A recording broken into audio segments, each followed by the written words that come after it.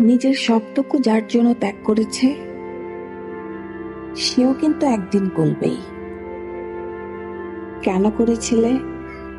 আমি কি করতে বলেছিলাম?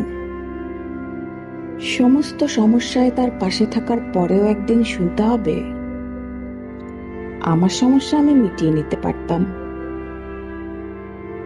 তুমি না থাকলেও চলতো। তার সমস্ত হারিয়ে যাওয়া সম্পর্ককে চেষ্টা করে তার কাছে ফিরিয়ে দেওয়ার পরেও আচমকা সে বলবে আপনিই নাকি তাকে একা করে দিতে চান। একটা দিন নিজের মতো চাইলেও ব্যস্ততা আর অজুহাত এসে দাঁড়াবে প্রাচীরের মতো। আসলে অনুভূতিগুলো মরে গেলে রয়ে যায় শুধু যুক্তি আর তর্কের পাহাড়। তখন কথার পিঠে কথা বসে, কে ভুল কে ঠিক তা নিয়ে লড়াই চলে, কারণ সে বিশেষ অনুভূতিগুলো তখন মৃত। তাই যার জন্য সব ছাড়ছেন, সেও একদিন বলবে স্বার্থপর।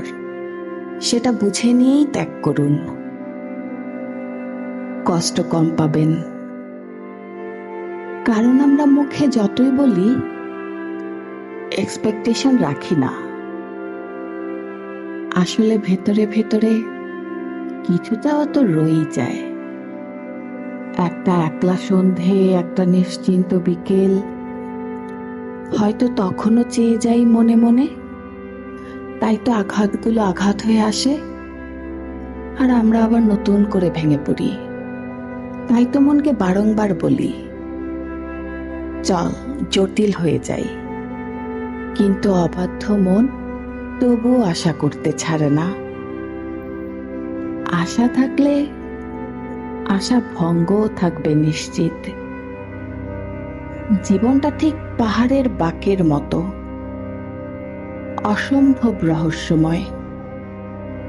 আজ যেটাকে নির্ভেজাল ভালোবাসা বলে মনে হচ্ছে, কাল সেটাকে মনে হয় শুধুই বোঝাপড়া।